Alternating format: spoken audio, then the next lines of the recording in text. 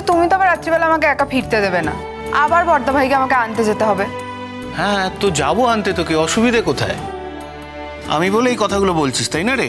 ডিঙ্কা হলে বলতে পারতি, তখন তো উল্টো কথা বলতি, আবদার করতি যে না দাদা ভাই তোকে আমায় নিয়ে আসতেই হবে। হ্যাঁ মানছি আমি এতদিন এরকম কোনো দায়িত্ব পালন করিনি, তাই বলে এই কথাগুলো শোনাবি? না বর্দা ভাই, আমি সেটা একদমই বলিনি। তুই এক্ষুনি এলি, আবার যাবি আমাকে ছাড়তে, আবার নিতে যাবি, সেই জন্য বলছি। আরে বাবা, দাদা ভাই তো নিজেই যেতে চাইছে, তোর যদি ইচ্ছে করে যা।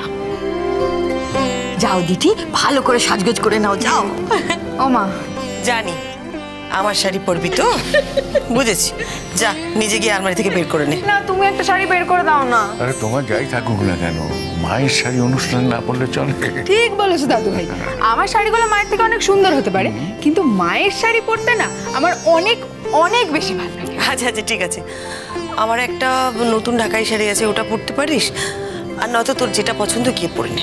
আচ্ছা ঠিক আছে, আমি তাড়াতাড়ি রেডি হয়নি তাহলে। কিরে বর্দা ভাই? হ্যাঁ ঠিক আছে রেডি হয়ে নে, কিন্তু তাড়াতাড়ি, ঠিক আছে? ওই ঘন্টার পর ঘন্টা তুই রেডি হবি সেটা কিন্তু চলবে না। আমি ঘন্টার পর ঘন্টা ধরে সাজি? তা সাজিস না বুঝি? বেশ চল, বল দেখি কতক্ষণ টাইম লাগবে তোর আজ? 10 মিনিট। 10 মিনিট তো ডান, তোর সময় এখন থেকে শুরু। দেখি এখন থেকে কাউন্ট করলে কি করে হবে? আমি যাব, আলমারি খুলবো, একটা শাড়ি খুঁজে বের করব, তারপর থেকে তো কাউন্ট করতে হবে। ব্যাস তাহলেই হয়ে গেল, সোজা আধ ঘন্টা। লাগুক না, সময় লাগবে তো কি হয়েছে, তো সেজে গুজে যাবে নাকি? তোদের এইরকম ফাংশনে না সবাই একই কথা ভাবে, সবাই ভাবে বোধহয় আমাকে বাকি সবাই দেখছে, আসলে কেউ কাউকে দেখে না জানিস তো, সবাই নিজেকে নিয়ে ব্যস্ত। তাই বলছি যেমন করে হোক একটা সেজে চল, চল তাড়াতাড়ি বেরো। আরে আরে তাড়াতাড়ি চলে আসবে, ওরকম করছিস কেন? যা তাড়াতাড়ি রেডি। মিঠু দি,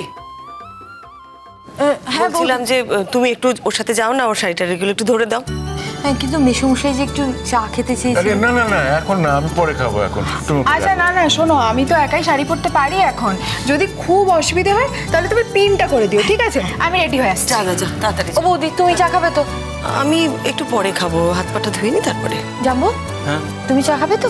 হ্যাঁ একটু চা দাও, ভাবছি এখন আর ফ্রেশ হবো না, তাহলে ডিটিকে দিয়ে এসে তারপরে একবার ফ্রেশ হবো। সেটাই কর। হ্যাঁ শোনো বাবু, শোনো শোনো, বসো বসো বসো। তুমি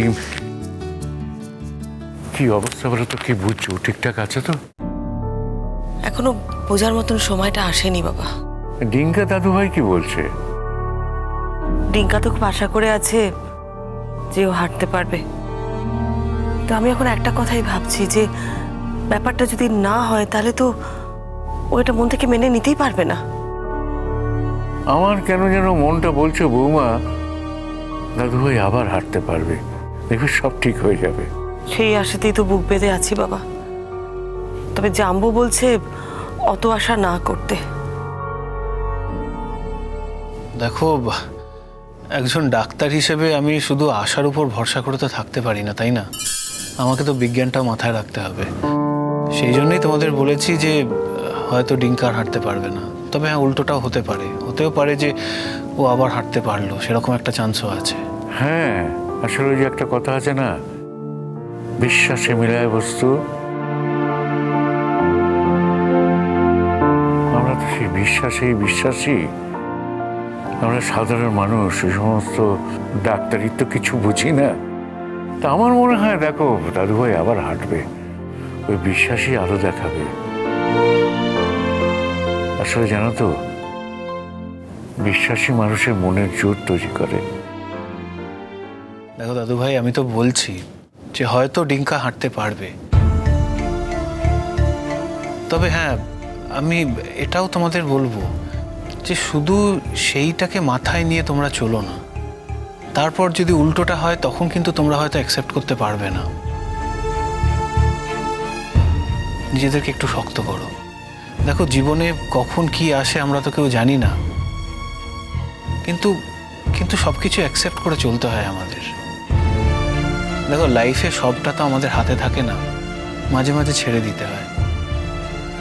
আমি বলবো এক্ষেত্রেও সেটা করাই বেটার। আর তাছাড়া চিকিৎসায় তো কোনো রকম ত্রুটি কিছু থাকছে না। আমরা তো চেষ্টা করছি, সব রকমের চেষ্টা করছি, ডাক্তাররাও পুরো চেষ্টা করছে। অপারেশন হয়ে গেছে, এখন তো কারো কিছু করার নেই, দেখা যাক।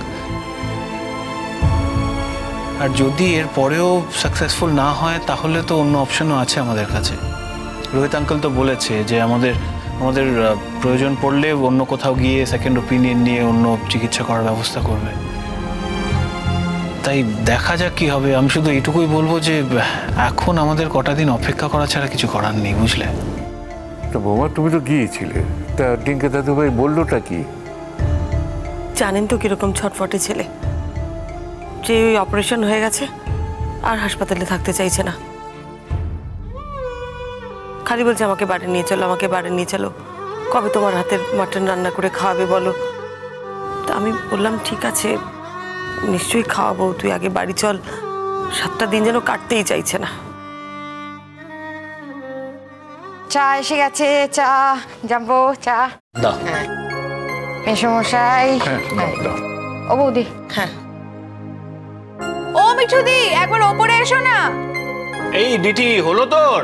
ডাক পড়ে গেছে, নিশ্চয়ই শাড়ি ধরতে হবে। তুমি যাও না মিঠুদি একটু। ওরে আসছি আসছি। জানেন বাবা, তিঠির না মনে মনে আজকের এই প্রোগ্রামটাতে যাওয়ার খুব ইচ্ছে ছিল, সেই জন্যই আমি ওকে যেতে বললাম। ভালোই করেছো, জানো তো, এমনিতেও বাড়িতে থেকে করতেই বা কি। এত কিছু চলছে, বেচারি নার্ভাস হয়ে গিয়ে বলে দিয়েছিল যে প্রোগ্রামটা করবে না। ইচ্ছে তো আছে মনে। দেখো, এখন তো এমনিতে ওর কিছু করার নেই, ইনফ্যাক্ট আমাদেরও কারোর কিছু করার নেই। অপারেশন হয়ে গেছে, এখন we just have to wait. বাড়িতে থাকলে ওর মনটা আরো খারাপ হতো, তার থেকে বরং বন্ধু বান্ধবদের সঙ্গে দেখা করলে, আরো 5টা লোকের সঙ্গে মেলামেশা করলে ওর মনটা একটু বেটার থাকবে। ভালোই হয়েছে ও গেছে।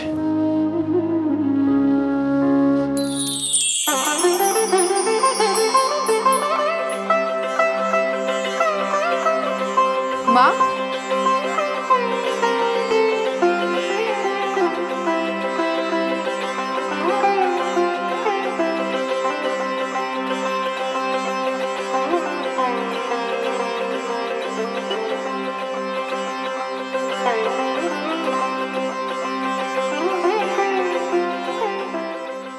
ও মা, কি সুন্দর লাগছে বাবা। আপনার নাতনিকে দেখুন একবার। এবার মনে হচ্ছে সত্যি সত্যি একটা পাত্র দেখতে হবে, বুঝলে মিঠুদি? ব্যাস এই জন্য আমি শাড়ি পরি না।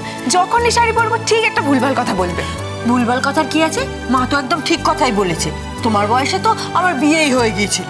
ওই জন্য আমিও বিয়ে করে নি আর কি, তাই না? হ্যাঁ, আমিও তো তাই ভাবছি, কবে তোর ঘিটিটা ধরে তোকে বিদায় করবো এখান থেকে। সেগুড়ে বালি, আমি এখানেই থাকছি, কোথাও যাচ্ছি না। আজ তোমায় কোথাও যেতে হবে না, তো সাজটা গিয়ে দাদুভাইকে দেখাও। এই কাম কাম কাম। বাবা, ছোট গিন্নি, কিন্তু সত্যি আমার ছোট গিন্নি দেখছি। দারুণ লাগছে, দারুণ লাগছে।